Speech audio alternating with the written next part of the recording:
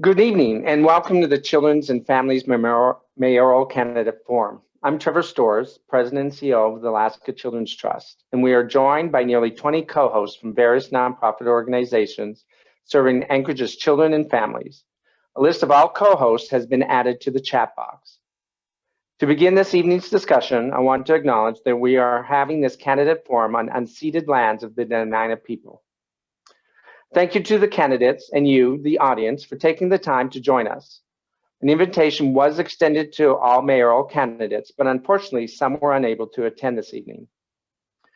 Tonight, our focus will be on the most valuable resource Anchorage has, our children and youth. They're often overlooked when we discuss policy and how we shape the future of our community. Tonight, we are lending our voice to ensure issues impacting them are not missed during this critical time. Currently, our children and youth are hurting. Over 1,000 Anchorage children experience child abuse and neglect each year. Hundreds of working families struggle to afford childcare. Many of Anchorage's children are on waitlist for pre-K and after-school programs. Ideation of suicide has increased by 33% for boys and 69% for girls, and that was pre-COVID. Our children are experiencing more difficult childhoods. Families are doing more with less, and both are experiencing more trauma. However, we are firm believers that Anchorage's brightest days are ahead of us if we dare to reimagine how things can be. As co-hosts of this forum, we wanted to hear the visions of our candidates for mayor have for Anchorage's children and youth to grow up in a safe, stable, and nurturing community where they are given the tools they need to face everyday challenges with courage and resilience. To start the discussion tonight, I welcome Celeste Hodges, Executive Director of the Alaska Black Caucus, who will be our moderator for this evening. Celeste? Thank you, Trevor. Good evening, everyone. I am Celeste Hodge Groudon, President and CEO of the Alaska Black Caucus, and I will be your moderator tonight. A few words about the format. We are kicking off the forum with 30-second introductions from each candidate, followed by a round of 6 policy questions from our co-host organizations, then 30-second closing statements. Each candidate has 90 seconds to answer our policy questions, and the order in which candidates are providing their statements and answers has been randomized. Leslie Rydell, CEO of Girl Scouts of Alaska, is our timekeeper and will be keeping time and showing cards with time warnings at 30 seconds left, 10 seconds left, then a final bell at time. Each candidate has a 10-second grace period before Leslie rings the bell for the final time, after which candidates will be muted by our forum monitors. Candidates are required to have their cameras on throughout the forum. This session is being recorded to potentially air on Alaska Public Media at a later time. So please make sure your audio is good quality and you speak directly into your mic. There will also be audience polls throughout the forum to engage you in the discussion around children and family issues in Anchorage. You can participate by posting your answer in the Facebook comments. Since we are still in a global pandemic, we appreciate your understanding if either the candidates or the hosts encounter technical difficulties. Lastly, on decorum, we expect everyone participating in this forum to treat the candidates and fellow audience members with respect and civility, since we have youth participating and families watching at home. Any inappropriate comments or behavior will not be tolerated. On that note, let us get started by meeting our candidates for Mayor of Anchorage. Ms. Herndon, you are kicking us off. Thank you very much. And thank everybody for being here tonight. My name is Heather Herndon. I'm running for Mayor of Anchorage. I'm from here. I went to Fairview Elementary School, Central Junior High, and West High School before I went on to the university. And I even participated in the university as part of my post-grad over in Scotland. So I see the Scouts are here, which is wonderful because when I was in Fairview Elementary, I was in the Girl Scouts as well. So, and I will send it to the next person to interview themselves. Mr. Martinez, you are next. Good evening, everyone. Hello, can you hear me? Yes, we can hear you. All right, excellent. Good evening, everyone. My name is George Martinez, and I'm running for mayor of Anchorage because the future of my family depends on the future of the city. I'm a husband, a father with 2 little ones in the school district, a former university professor, and a former special assistant to the mayor of Anchorage from 2015 to 2019, where I worked with many on this call in my role as focusing on economic development, youth development, and education. And I believe that the most important pipeline that we can build is the cradle to career and beyond pipeline. It's work that I've done already. It's work that I'm ready to continue to do. I look forward to the conversation tonight. Thank you, Celeste. Mr. Evans, you're up. Thank you. My name is Bill Evans. Some of you may know me from my time serving on Anchorage Assembly, but for those that don't, I've tried to make service part of my life's work, whether I was serving my country in the 82nd Airborne Division, my community as a police officer, or in Anchorage after I was appointed to several boards and commissions by both Republicans and Democrats. If elected mayor, my administration will be focused on rebuilding our economy, addressing homelessness, and reducing crime. Thank you. Mr. Falsey, you're next. Thank you. The April 2021 election is about who is best prepared to meet the moment and deliver. I'm the only candidate in the race with significant executive management and local government experience. I've been city manager, city attorney, and you've seen me on your screens for earthquakes, fires, and global pandemics. I'm the son of David, whose job in the Air Force brought us to town, and of Margie, who taught special ed at Rabbit Creek Elementary for many years. Jeanette Lee's husband and the father of Stella, who's 7, and James, who's 5. I'm invested in our future. This is my hometown, and I want Anchorage to be as good to your kids and mine as it was to me. Thank you. Mr. Brown, welcome. Hello, my name is Jeffrey Brown, and I'm running for mayor. The reason I'm running for mayor is because I feel that politics are very divisive right now. There's hyperpartisanship. All the leading candidates are accepting a lot of money from fairly small groups of people. I invite you to look up the APOC website. And I'm a little tired of the polarization. My 3 things I want to work on as soon as I get into the mayor's office is COVID-19, how to continue to deal with that problem, and the economy and the city budget. Of course, you know, taxes and all the good things that go along with that.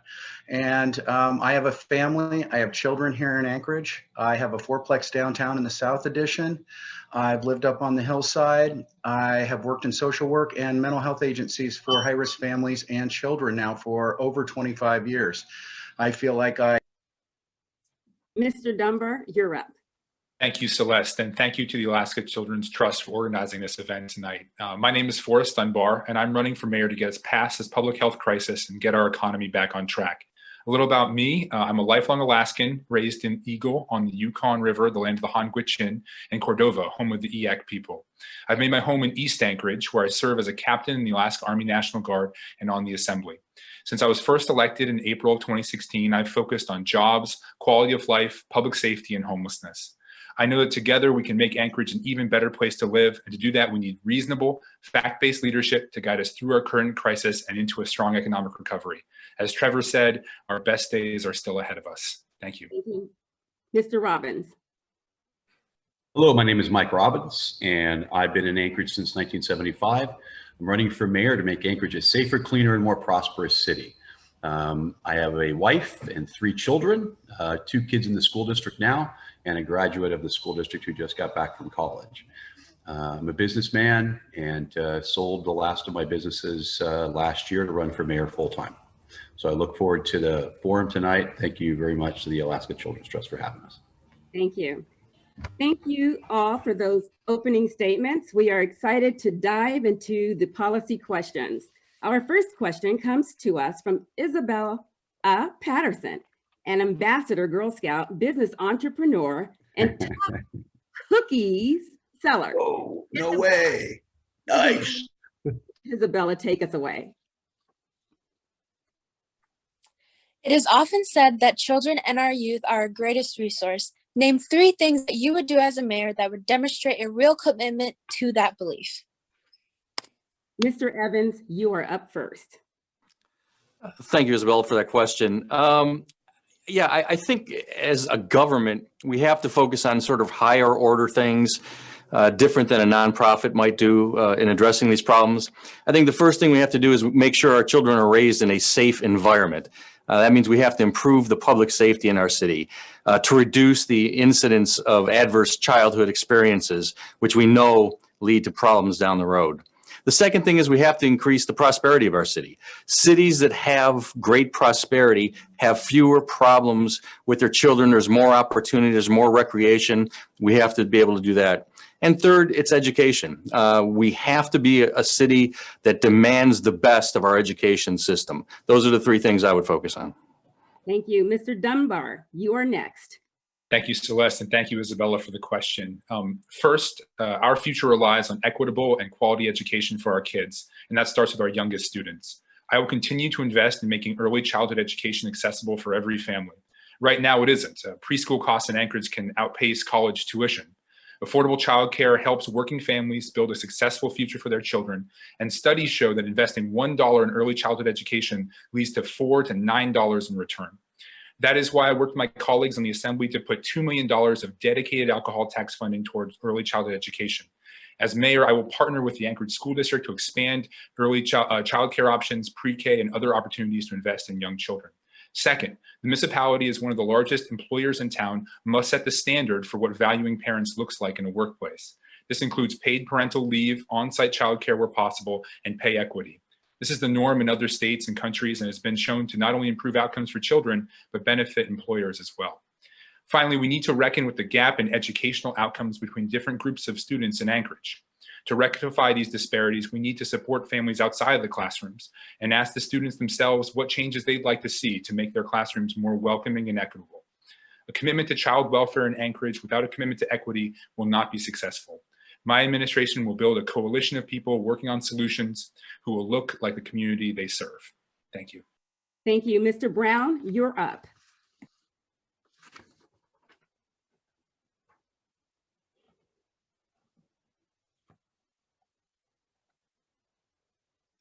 You're on mute, Mr. Brown. Okay, great. I agree with candidates so far. Early childhood education, education in general at the Anchorage School District. And I think kind of a trauma-informed approach to all things that have to do with children in the municipality of Anchorage. I think that we need to capture all the federal funding and all the state funding we can for all education for children, for early childhood development. And yes, I agree with childcare so that working mothers and working fathers can work. I also believe that we need to develop our economy so that those parents can afford to pay for childcare, and that we have to have living wages to support that as well. You can't just look at one program or one group of programs and think that that's the answer without looking at all the things that support them. So I'm just looking for a really comprehensive view, and I'm looking for city officials and for private organizations and for nonprofit organizations to come together, do a comprehensive analysis of how all of these services, all of these programs, and all these supports overlay in a really, really thoughtful way, so that we can all work on this together. But yeah, I agree with a lot of things that other candidates are saying, what I've said. Thank you. Thank you. Mr. Robbins, you're next. Oops. Well, there you go. Thank you very much. A great question, Isabella, and I am glad to hear that you were the top cookie seller. That's great.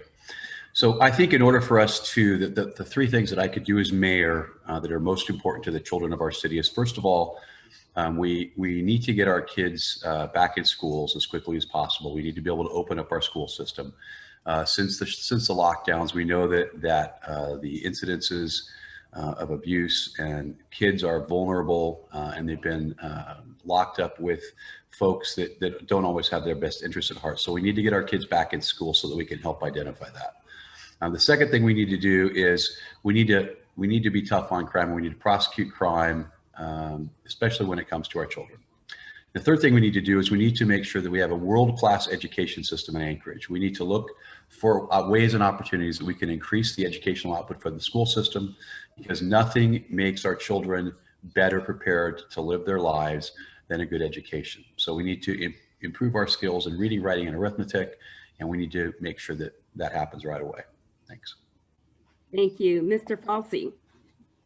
Thank you very much for the question. I agree that a city that invests in its youth is a city that is investing in its future. So three things: fully supporting the Anchorage School District, expanding pre-K, and helping Anchorage become the best version of itself while inviting youth into the conversation. So first, the single biggest investment of local tax dollars we annually make is our contribution to the Anchorage School District. We're required by law to give a certain minimum contribution, limited by state law to a maximum that we can contribute. In recent years, Anchorage has always invested in the maximum amount, and as mayor, I'd continue that practice. Second, to me, the biggest piece of missing local infrastructure is expanded, affordable, voluntary pre-K. It's a good part of why I'm running for mayor. The hard numbers show that pre-K makes good economic sense. Study after study show the long-term benefits. Positive brain development in the early child's years means a child's more likely to succeed in school, find steady, meaningful employment, enjoy better health, and actually stay out of the prison system. By not investing in our youngest, we are saving ourselves poor, and I would make it a significant focus of my administration.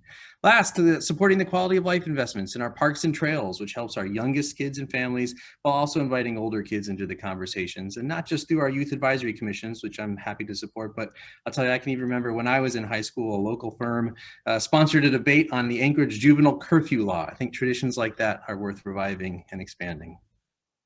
Thank you, Mr. Martinez.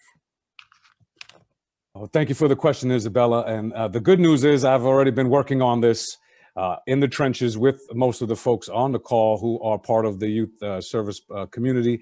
And to Jeffrey's point earlier, we have mapped this out, and part of the mapping is called the path to purpose. So I'll break my answers up into three sections. Recognizing that diversity, equity, and inclusion are critical. We want to continue to drive youth leadership opportunities, creating that pipeline for youth leadership. Recognizing that I spearheaded the reauthorization of the Youth Advisory Commission, but we want to deepen that across our various communities, including other boards and commissions and local community councils. Next, I want to jumpstart pre-K. It's great to hear that we have a consensus around the importance of investing in early childhood education. I think we're a little late to it. Within the first year, I want to jumpstart pre-K in our community by bringing a ballot initiative forward where the community gets to exercise its voice, utilizing some of the marijuana retail sales tax that we use no dollars for locally for early childhood education. I want to invest in that. And lastly, we did something that's low-hanging fruit, public art on trash cans downtown. If you go downtown, you'll see art, but the school district has that. And that's another way we can increase youth having an opportunity to see their talents reflected in the community, growing stewardship, and giving our city the opportunity to have them own their own city. I think when our young people own Anchorage, we're going to be moving in the right direction. Thank you. Finally, Ms. Herndon. Thank you, Isabella, for the question. So in Fairview Elementary School, we, at one point in time, about the 5th or 6th grade, so Fairview Elementary is here in Anchorage. In 5th and 6th grade, we had a nursing program that was started, a first aid program. And then it stopped. I was looking forward to it, and it stopped, and it was defunded. And I was kind of really sad about that. But I would like to bring those programs back. You can donate to a school for extra programs beyond what we need to learn in order to get our annual testing done. Now, I also spent 3 years in high school because I took UAA at night to make up for the extra credit. So I graduated in 3 years from high school instead of 4. And now that program is called ANSEP, which I strongly recommend. I get a statistic from them that only 60% of our high schools are ready to go to university, and they help you, they tutor you into coming up to a university level and to take those courses to move on to get an accredited degree. And they've even gone into engineering. A lot of people have, several of their students have graduated in engineering. So I would like to bring these programs back, and I want to do it in an equitable fashion, not a tax and debt fashion. Thank you. Thank you all. For our second question, we are going to hear from Patrick Anderson, CEO at RuralCap, and Abby Hensley, Executive Director of Best Beginnings. Many studies have demonstrated the important contribution early childhood education can make in a child's success in school and later in life. And awareness of this importance has grown among the public and policymakers. More and more K through 12 school districts are taking on this work, and that is the case here in Anchorage. However, additional investments must be made in order to meet the needs of our young children, especially those in vulnerable populations. As mayor, what would you do to boost early learning opportunities for our youngest children? Mr. Falsey, we are going to you first. Well, thank you. As I've said in other forums, as a working father and a public school parent, I definitely know the importance of early childhood education. And as already been mentioned, in Anchorage, it can cost more to send a 3-year-old to preschool than it would to send them to UAA. We are still running a system that for a lot of families, all but forces one parent to drop out of the workforce. And Anchorage is behind the curve. Other cities have already figured out it is better for children, it is better for parents, it is better for the economy. When DC expanded pre-K, it saw double-digit percentage increases in the employment of mothers with kids under 5. Today, the Anchorage School District uses federal grants to operate preschool programs at our Title I schools, which are schools where kids qualify for free and reduced price lunches. There are around 370 kids in the program. The wait list is twice as long. If you care at all about equity and justice and you want to do something meaningful, and I definitely do, at a minimum, we should figure out how to clear the wait list. That's probably a $5 million proposition. But to really move the needle and get to something like universal pre-K with real quality standards like Threads Learn and Grow, that might be $50 million. Realistically, there are 2 ways to get there. One, you could follow the model of Chicago or Salt Lake City that use social impact bond financing that might work for our Title I schools. But really, to go all the way, you're going to have a mayor who developed and leads a campaign to convince the community through a ballot measure to invest in ourselves and our future through expanded pre-K. And I am very much committed to helping other parents who don't have the spare financial resources and family support that I've enjoyed. This is a key part of how we champion the post-COVID economic recovery for all. Thank you, Mr. Brown. You are next.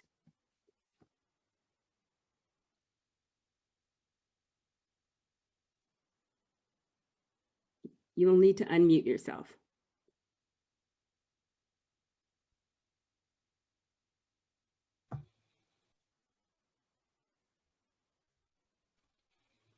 Oh, there you go. Hi. I believe that we should, as a municipality, that we should support any program that we can put together to provide early childhood learning and development services. You know, I think that we should have our Head Start programs up and running. I think that, as Mr. Falsey said, you know, if it sounds like the need to double early childhood learning is out there, and we should step up as a community, and we should, the mayor should, I would champion that cause. I also think it's going to take our community and all of the candidates here to all commit to that. I think it's going to take all of us to ask the people of Anchorage to recognize that this type of issue is something that goes beyond and above issues of whether or not we're going to have a new tax, or that, you know, the ugly word in this whole political arena is revenue. We need to find revenue to pay for this, especially in this COVID pandemic. I think a bond package and a ballot initiative is a great idea, but it's going to take all of us working together to do it. And I'm happy to be a part of that. And I support it 100%. Thank you. Ms. Herndon. I intend to do joint ventures with different industries, and mainly in the STEM fields. So science, technology, engineering, and math, and bringing those to Anchorage. There's no reason we can't diversify in our industry, and we could have different positions, different jobs that we don't currently have right now. So in a joint venture position in equity and not raising more taxes, because raising more taxes and debt only increases poverty, and that's not the direction we're going. So I intend to negotiate these contracts and bring more businesses here.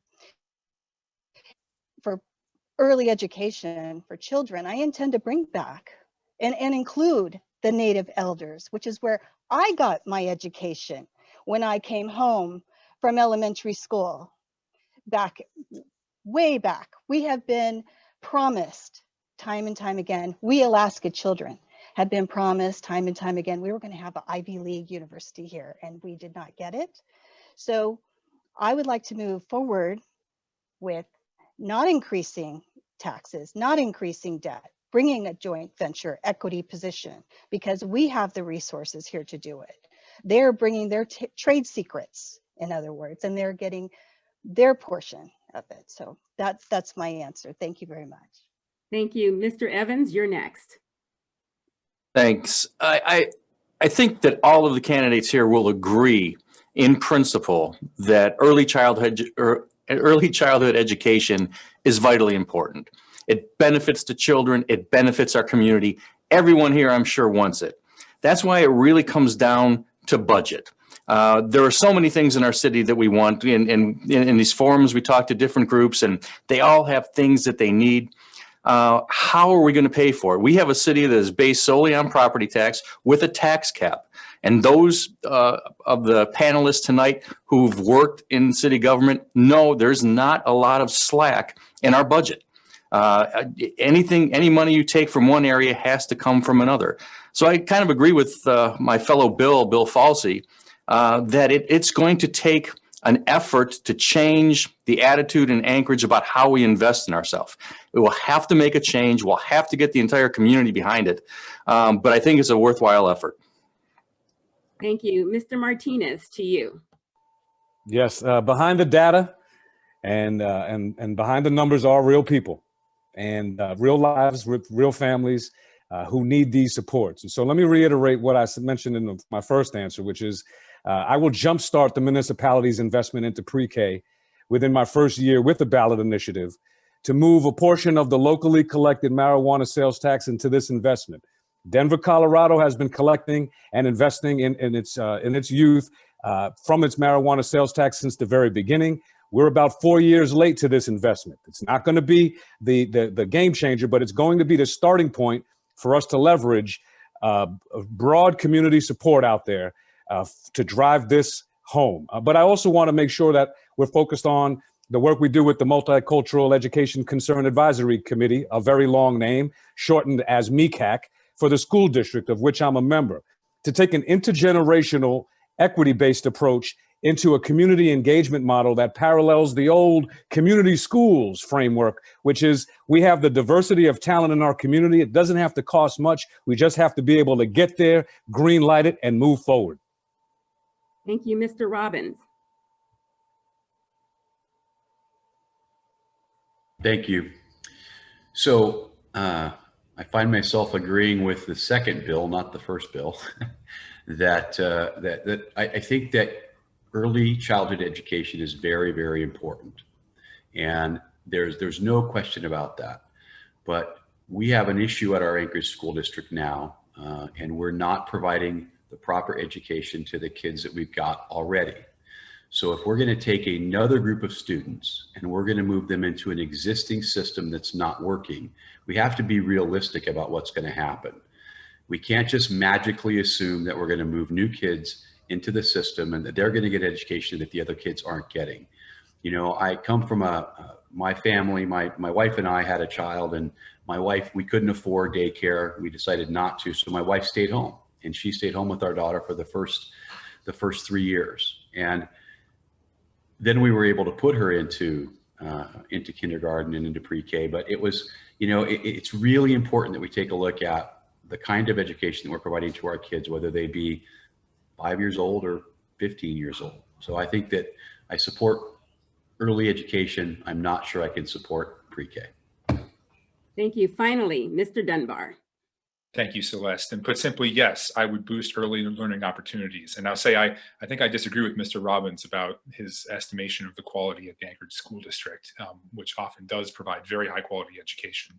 I'll say also there are leaders on this call like Ms. Hall and Mr. Storrs who helped the Assembly and others pass an alcohol tax. And with that, we are making the most significant municipal investment in early childhood education in recent memory. My first priority will be to ensure that those dollars are well spent, outcome driven, and used to serve our most vulnerable children. We need to use those funds to demonstrate to the community that early investments are smart investments because the funding is not nearly enough to cover the total need. Achieving universal voluntarily early childhood education is a big investment, but other cities have done it and we can too. I believe the most realistic approach to get there is to do so in phases. Second, I will work with the school district and community partners to identify additional resources to provide access to quality early education to our least privileged students. There are currently hundreds of kids on the wait list for the school district's Title I pre-K, and we know that some of them will never make it off the wait list and will enter with a disadvantage, and that's not right. Third, we can embed learning opportunities in the children's everyday lives. On the Anchorage Park Foundation, we have worked with the Parks Department and the community partners on schools on trails, inclusive playgrounds, and Indigenous language signs. Even before they're in the classroom, kids should see the history of the Dena'ina people around them. Finally, we have to acknowledge that getting to universal education, early education, will require a mixed delivery system that involves public and private pre-K and high quality childcare. And we don't have a community-wide plan for how to get there. And as mayor, I will lead that. And I'm not going to get dinged by the bell. Thank you, Leslie. Thank you. As a reminder, we will be posting the website of the candidates in the chat box and Facebook comments for you to read more. Our next question will be from Eve Van Dummelen, Policy and Advocacy Manager at Food Bank of Alaska, Allison Keir, CEO of Covenant House Alaska, and Dash, Anchorage Youth Task Force Coordinator. Food and housing insecurity have been front and center during the COVID-19 pandemic, with steep increases seen by food banks and pantries, as well as the need for rental assistance. 16% of Anchorage's children are food insecure, and 17% of Alaskan households with children were unsure if they could make their next rent or mortgage payment on time.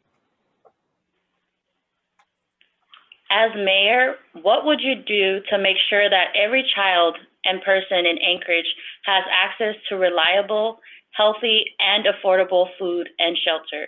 Specifically, what action steps will your administration take to not only increase access and opportunities, but also to reduce or eliminate the root causes of food and housing insecurity? Mr. Robbins, the floor is yours. Thank you very much. It's a great question. So I think that the best way that we can deal with housing insecurity and food insecurity is to get our city back open and get our economy restarted. We can't expect folks to be secure that they're going to have a place to live if they can't pay their rent or make their mortgage payment. So we need to get the city open. We need to get our folks back to work. And then we need to also look at ways to broaden our economy so that in the future, we don't have to worry about unemployment. And we need to make sure that we give everybody a job. Give everybody a chance to get back to work. Thanks. Thank you. Mr. Dunbar, you're next. Thank you, Celeste. And food and housing insecurity are huge problems in Anchorage. And the best way to ensure Anchorage kids are taken care of to make sure that Anchorage families have access to good paying jobs. The biggest task for the next mayor will be to guide Anchorage to economic recovery.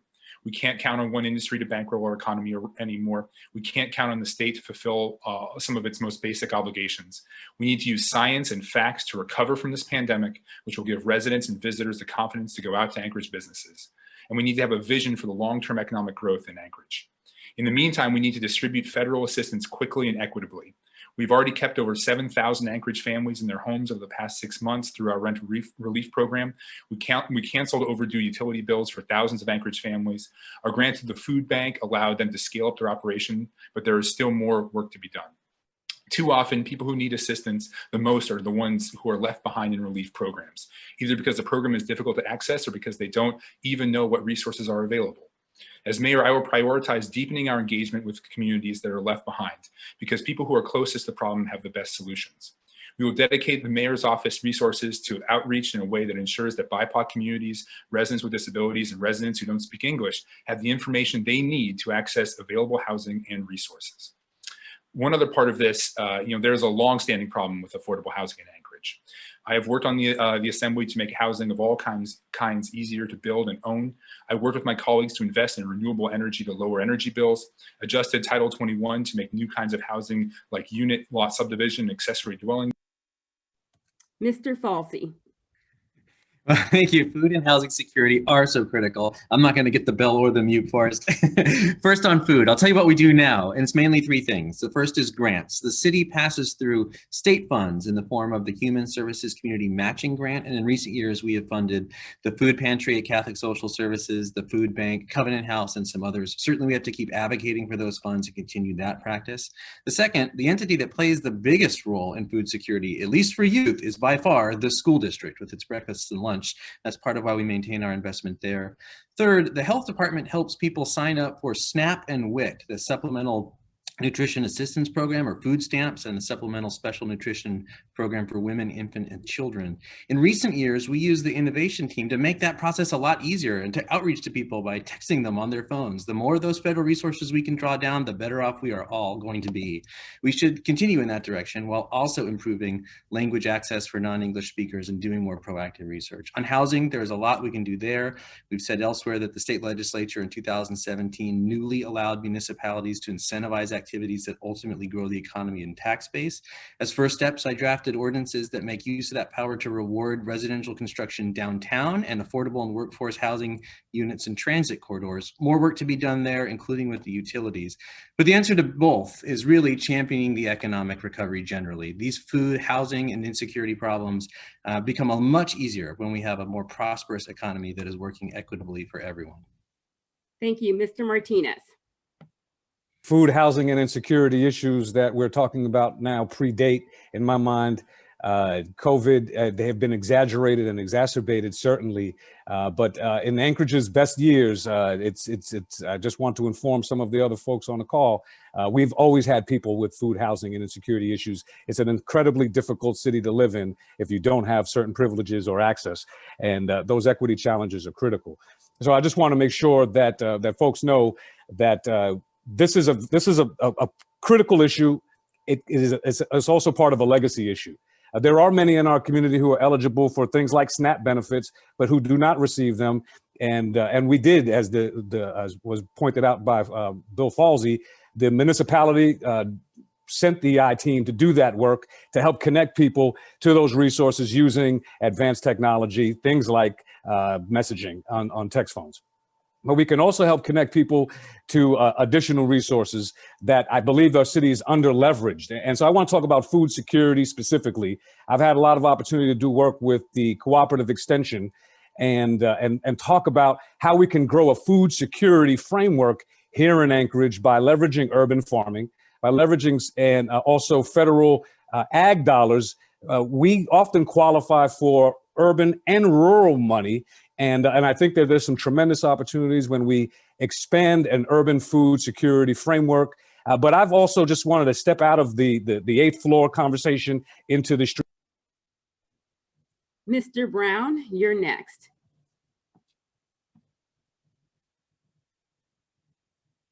Oh, look at that. I got it. Very good. For food security and housing, I think we need to prioritize. I think the number one thing that we always need to do when it comes to food and housing and security is to provide food and housing for people who need it right now. And I think, this the rental assistance that has been provided, and the food banks and private organizations stepping up to meet that need is fantastic. I think we need to take advantage of all of the federal and state funding streams we possibly can, not just now, but in perpetuity. We all pay federal taxes. We should penetrate those federal programs at a maximum. Moving on, for the midterm, we need to talk about education. We need our graduating seniors and juniors and sophomores in the next few years to be able to be employable. So I think, education and skills training, job training, employment training for our soon to be entering the workforce youth is of great importance in the midterm. I think overall in the midterm and the long term, economic development is just a huge part of this equation. And, that's a bigger conversation. And I'm all about that. I can't take all my time right now talking about that. But I can say that we are in a pickle because our revenue is being chopped off. We are trapped with an artificial ceiling. We need to talk about revenue. Thank you. Ms. Herndon, to you. Now, I'm hearing that it takes SNAP about a month to get benefits, and getting rental assistance from the city is also taking quite long to get it. And there was a miscomprehension of how many people would be applying. Now, before COVID hit us, okay, back in 2010, I started a 501c3 because people came to me and I could do it because I used to be an auditor auditing nonprofits here in Anchorage and all over Alaska. And with the statistic of we could only feed 40,000 people for a week, and we have 731,000 people in this state. Now, most of us who are born and raised here, we know how to go and what's edible and what's not, and hunting and fishing and so forth, and filling up our freezers because we were raised that way, not relying on trucks bringing everything to the general store. So I'm a housing developer. I've worked with different housing developers, and what I'm hearing from the housing developers is that the permitting fees are too high. And the permitting fees, of course, go back to the city. So there has to be some kind of balance, and affordable housing is only so much less than retail housing. And we need more of it. We need to rezone to mixed use. There's lots of things that we could do. And I would love to have the Northway Mall. So thank you very much. Please call me if you own the Northway Mall, because I'll be calling you. Thank you. Thank you. Thank you. Before we go to Mr. Evans, Leslie, can we just get a bell check, please? Yeah, just one clarification. Do you want me to ring it right at stop or 10 seconds after stop? That's what the confusion was. So. Can we, not really. Try it again. Perfect. Thank you. So Mr. Evans, to you. So I'll try to make it so we don't need it. It's critically important that we redevelop Anchorage's economy, but we have to keep in mind that it's not simply because of COVID. It's not recovering from COVID. We were in an economic decline before COVID, and we need to understand that so we put the right fixes in place to get our economy going again. And that's an issue for a bigger question at another time, how we do that. But directly to this question, we do have a big problem in this city with affordable housing. And since housing costs are any family's main expense, if we can reduce housing costs, it takes pressure off food insecurity as well. And there are ways there's realistic ways within the municipality's control to reduce housing costs. We do have a bad problem with our permitting department that adds about 10% onto the cost of housing. Most people in the field will tell you. We also put too much emphasis on making developers pay for infrastructure, and we have to reduce that. We also have to reevaluate our reliance on property taxes to pay for everything. If we do those things, we can reduce the cost of housing for everybody, including making affordable housing, and alleviate some of these problems. Thank you, candidates. Moving on to question 4. Sherry Henshaw, President and CEO of Volunteers of America, Alaska, and Barb Dubovich, CEO of Campfire Alaska.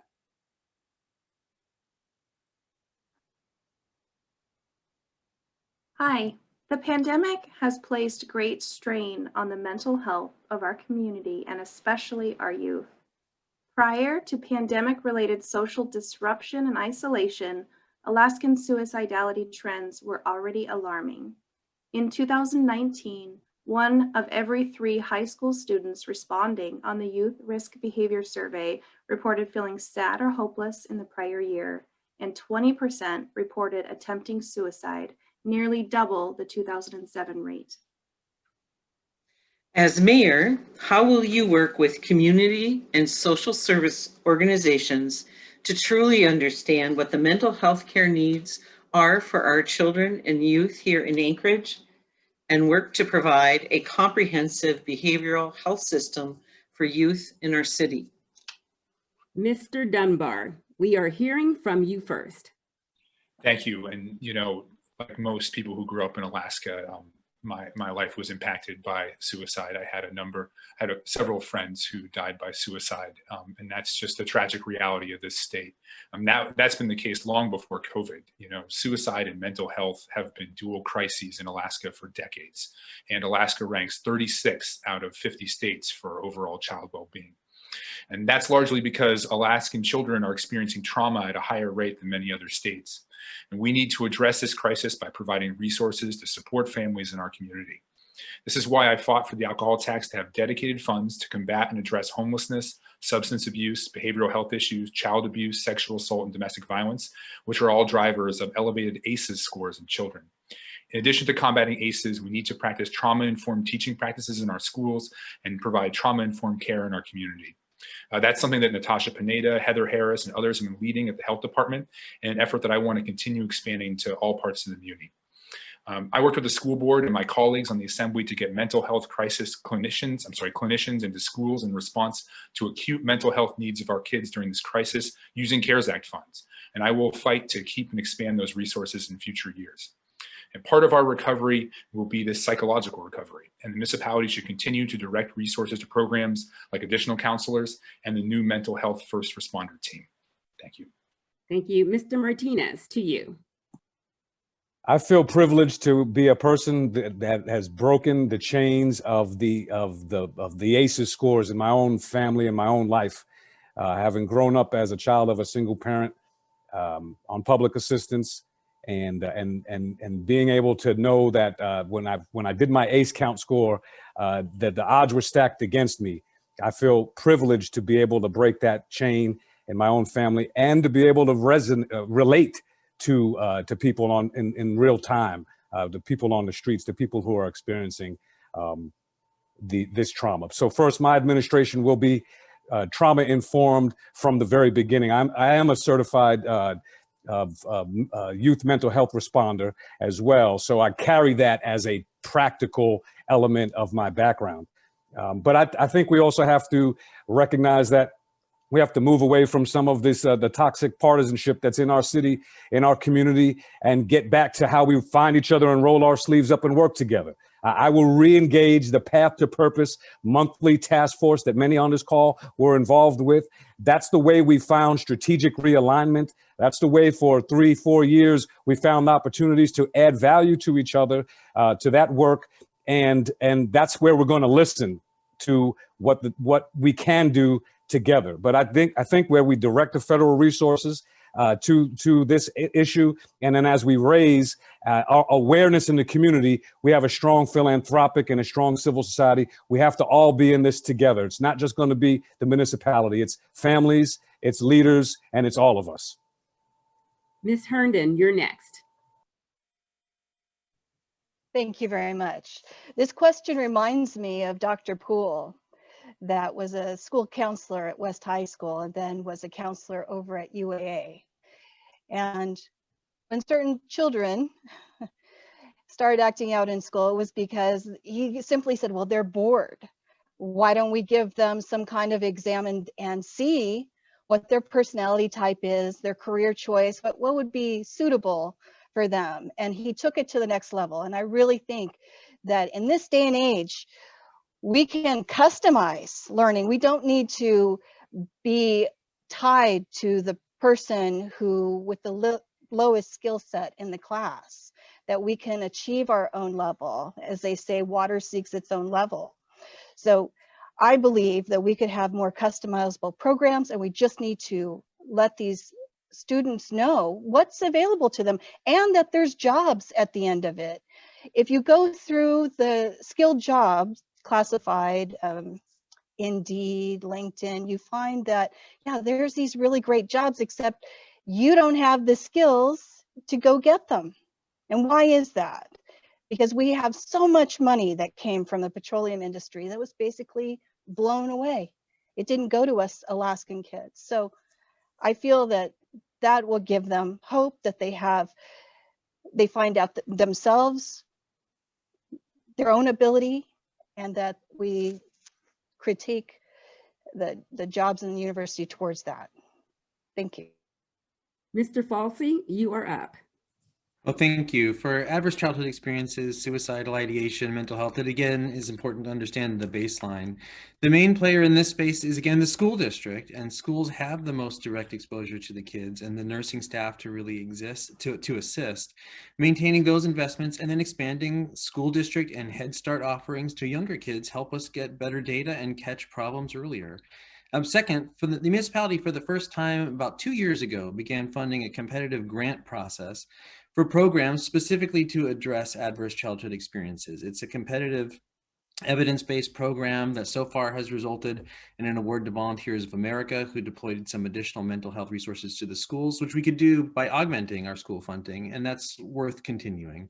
But ultimately, the mayor's powers are to set the agenda, set the direction, to convene, to communicate, and to hold folks accountable. And part of shifting to more front-end prevention work will require use of those powers. The mayor should put it on the agenda, convene the players, beef up our partnerships with the state. The health committee at the assembly heard from Jared Parrish from the state for the first time this last year, who presented all sorts of shocking data about the number of substantiated reports of childhood abuse to the Office of Children's Services. And then the mayor should shine a light on those issues, tell the truth and boldly, good and sometimes especially bad and other, including in future State of the City type addresses, and then find solutions. And that will only come in partnership with the community and the social services organizations. Thank you. Mr. Evans. Thanks. I think embedded in the question you asked is sort of the solution. The phrase comprehensive behavioral health system for youth. The problem is we don't have one. We've never had one. Years back, I served as the chair of the state mental health board. And I got in that capacity without having any background in mental health. And it was a very big learning experience for me. And the first thing I learned was that we don't have a system. It's sort of surprising. We have a lot of great nonprofits that are out there that are operating on their own missions. But you know, when somebody needs mental health services or behavioral health services, they need a system that is easily accessible, that makes sense, and that is comprehensive so that it meets all of their needs at one time. And we don't have that. We need better coordination. And that's something that, you know, the mayor of Anchorage is not going to be able to do by himself, or the administration. We have to work better with the state. We do a very poor job of that, and it shows. But if Anchorage and the state get together on these issues, put politics aside, look for the solutions, we can create that system, and that, I think, make all the difference in the world. Thank you. Mr. Brown, you're next.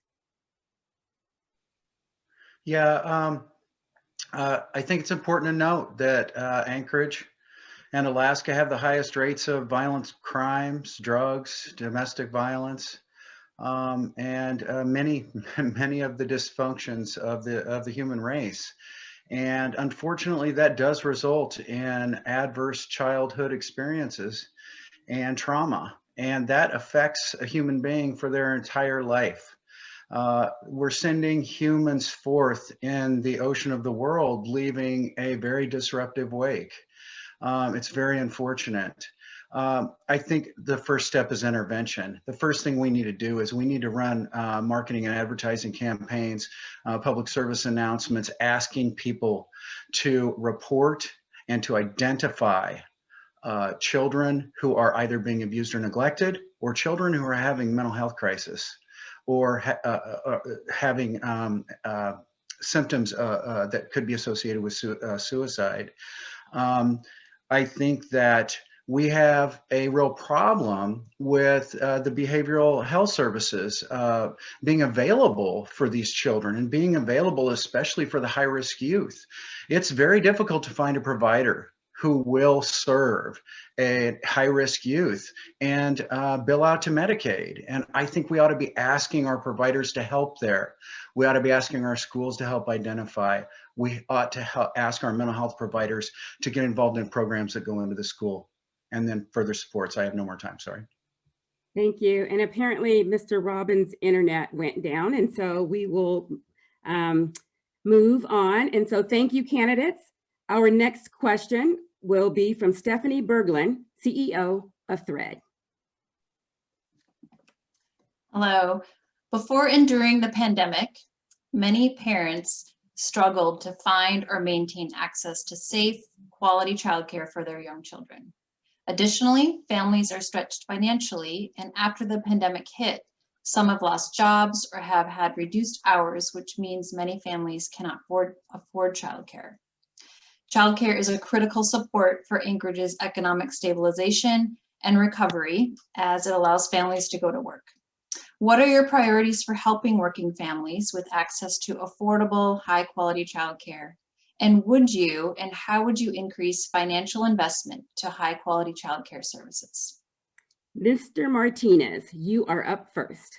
Let me start off with the last part first, Stephanie, which is yes, I would support the increasing financing, but I think you do it again with when the municipality steps forward and says, we're going to invest in these areas, we're going to prioritize these areas, you have the ability to then bring people along with you, whether it's the local corporations, state, and other players in the philanthropic community. You're able to start bringing people together. They did that in Oakland, where in Oakland, for example, they put a ballot initiative out there to support the investment in early childhood education. Because the people voted on that, then the city was able to start to leverage that. So I'm a tremendous leverager and believe that we can really invest into these areas. But let's start off with the priority in my mind, which is this is critical infrastructure to both the economic stabilization and recovery. But if we take a step back, the lack of doing it already, we could have moved in these directions, or has made our city weaker and less prepared. So to get back to full economy, and we're talking about getting our economy back and getting people back to work, we're going to have these investments in early childhood education and in childcare at a high quality that's affordable to help families get back into the workforce. So I believe we can pursue this with a strong network, reducing overall costs of standing up this initiative alone. Mr. Evans, the floor is yours. Thank you. I think the issue of affordable childcare is probably, of all the topics we're talking about, maybe the most important, at least economically, and it needs to be a national priority. The lack of affordable childcare is a huge driver of income inequality that we have a huge problem with. It is also a huge driver of gender pay equity issues. We have to find a way to solve that. Now, the bad news is that on the local level, that's very hard to do.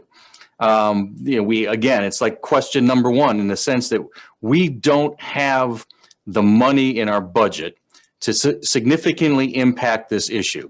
We can do things, we can shift some things, we can make some progress, but it is going to take a bigger effort. I think the best thing that the mayor can do is to be, like others have said, that beacon of light. Shine the light on the importance of this issue, look for every opportunity we have to make progress in it, and partner with both state and federal authorities to get this job done, because it is critically important for our country's economic development, let alone Anchorage. Ms. Herndon, you're next.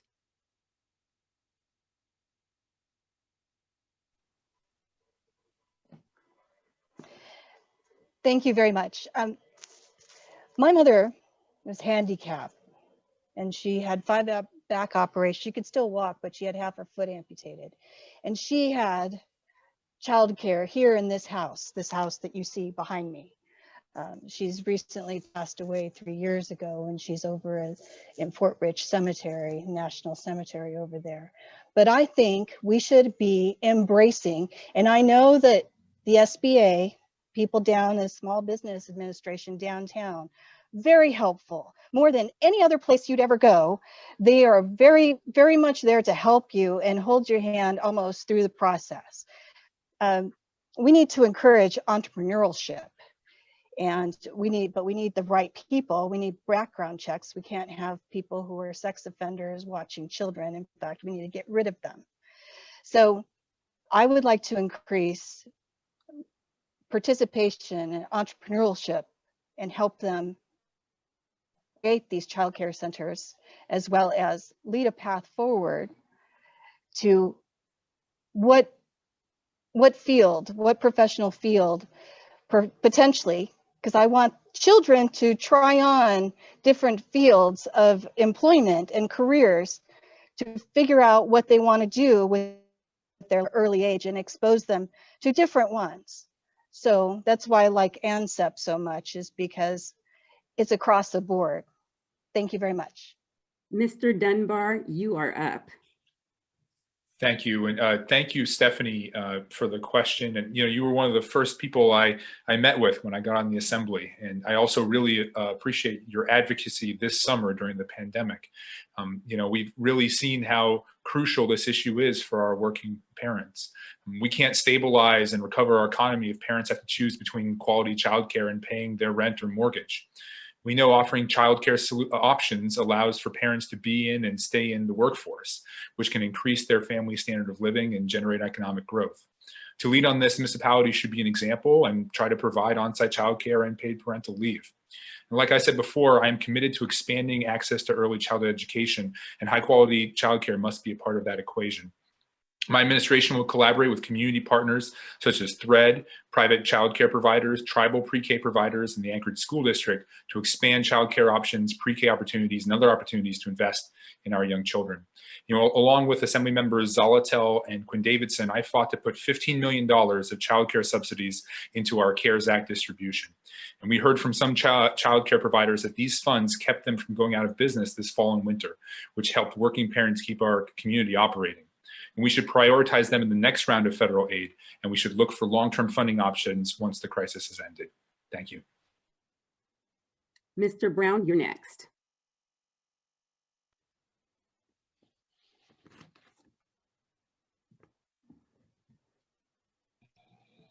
Well, childcare. I find it interesting that we're talking about taking care of children when they're young, and we're talking about early learning. And we're talking about identifying adverse childhood experiences, especially early ones. I think the provisions of all these services when children are very young are literally the fountainhead of what we can do as a society for bettering human development. I am surprised we all aren't talking more about creating a system of supports that incorporates childcare with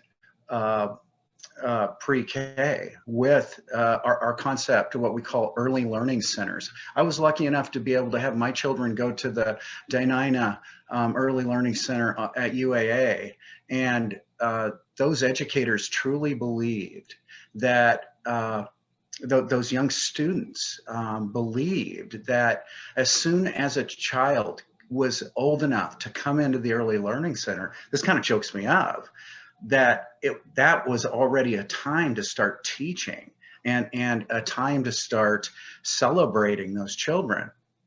And I think we ought to dovetail these programs. We ought to use the Anchorage School District. We ought to start looking at this as an educational opportunity as well as a support system. Finally, Mr. Falsey. Well, thank you. From my earlier answers, I agree with expanded, affordable, quality childcare. Right now, the city licenses childcare providers. We receive a grant from the state to do it, and the state law requires our local regulations to be at least as protective as the state regulations. When I attended a conference that Thread put on in 2019, that really further motivated my interest in the area. And so I convened the subject matter experts at the city to do a deep dive into our regulations to make sure that we as a city hadn't put up any unnecessary licensing or regulatory roadblocks. And we did find one. Some years back, the city had imposed an insurance requirement on facilities that didn't make any sense. And so we got rid of that in March 2020. But all of that is really at the margins. The next thing that the city could do is make it easier for providers to start and expand their businesses, to provide technical assistance to get through the regulatory process. But the central issue is really that a well-functioning childcare facility is an invaluable public service, but a very marginal market activity. We have childcare ratios that require one caregiver for every 4 babies in the infant room and one caregiver for every 10 4-year-olds. And that makes public health sense, but it means there are so few payers for each teacher. And so we end up with high tuitions and caregivers who are still making low wages with no or poor benefits. And the only way to get through that is more direct investment. The CARES Act money was a one-time fix for the emergency, but the only sustainable way is through expanded mixed delivery of pre-K. And because he that pays the piper calls the tune, then you could make quality requirements. Thank you, candidates. Our final question will be from Naomi Taylor and Bethany Smestad of Anchorage Youth Vote. Over 11,000 Anchorage School District students have participated in Anchorage Youth Vote mock elections. 65% of those participants feel they have not been invited to discuss solutions for community issues that directly affect them. Mr. Brown, you are up first. Oh, Celeste, Bethany just had to finish the question. Okay. Go ahead, Bethany. What will you do to ensure that youth voice is heard and that youth will have the ability to influence important decisions that affect them? Mr. Brown, you are Yes. up. I thought about this question today ahead of time. I think as mayor, I will go into the schools and I will have an open forum, at a random lunchtime, and ask not just the hyper involved political type students to come and talk to me, but ask people to come and sit with me individually and tell me what their concerns are. Tell me what bothers them in their everyday life. Tell me how they feel their teachers interact with them. I know my own students have felt like, teachers in their high school haven't really checked up on them. The teachers are very much expecting them to be accountable and responsible for themselves completely. And I do know for a fact there are a few classes my kids wouldn't have gotten through had I not checked up and found out that there are additional platforms to the Q Connect, things we've never even heard of. And sometimes the principal doesn't even know or, attached to the class. So I think we need to actually go to where the students are, allow them to come to us and to privately tell us what really concerns them. Thank you, Mr. Evans. Thank you very much for the question. It's one that kind of threw me when of all the questions, this one was a bit difficult to answer. It's because it was an issue I hadn't thought of before, and I'm not sure I still have a very good answer for it. It's something I do want to consider more going forward. But the one thing that struck me was one of the things that, we've been talking about on my campaign is if we're successful and we become mayor, that we want to change the way that the mayor communicates and the administration communicates with people in general. I think, we're very transparent in the city about having all of our business publicly noticed and things like that, but it's very inaccessible and it doesn't really get the word out about what's going on in the city in a understandable way, I think, for the most part. So I think part of that greater communication effort can be a communication effort that is focused on the youth, that directly reaches out in different ways to them with the issues that are coming up that will affect them. But at least that's something I'd like to pursue. Thank you, Mr. Martinez. I've been focused on youth engagement, political literacy, and voter activation in Anchorage for many years, going back to 2007, working with the Urban League and young people in our community. And as the co-founder of Turn Up the Vote Democracy Festival, we collaborated with some of the youth-serving organizations who were focused on political literacy and voter activation. So that commitment for me is that you got to be able to actually go where people are. And so I have traveled to almost every school, and I have worked with the Student Advisory Board. And I mentioned earlier, I spearheaded bringing back the Youth Advisory Commission, and want to deepen that investment. But let me make sure everybody knows that we also worked with the Assembly to make sure that Anchorage became one of the first 10 cities in the country to have a youth representative on its Assembly. Those are critical pathways for leadership and young voices to be heard. But when we re-engaged the Youth Commission, we also changed the law so that we just didn't limit what their powers were. We wanted them to be deeper and to really have ownership over more issues than that were prescribed by adults for them. I want to see more participation in boards and commissions, and I want to make sure that young people can participate as voting members of community councils. Your voice matters. This is your city. And I may have wore a suit a lot at City Hall, but I'm always rolling my sleeves up and working. You can find me at the Mountain View Boys and Girls Club too, working with young people all the time. Ms. Herndon, you're next. Okay. I don't intend, as mayor, I don't intend to sit in an office. I intend to be out speaking to people. And I think, my opinion, and I would do this as mayor, I would bring back civil courses, civil rights courses back into school, back into the public school systems. We used to have civics classes at one time, and then we did away with it. But this left many youth not knowing how our government worked, how it's organized. And they don't know perhaps that they could go sit in on a community council, or they could sit in on the assembly.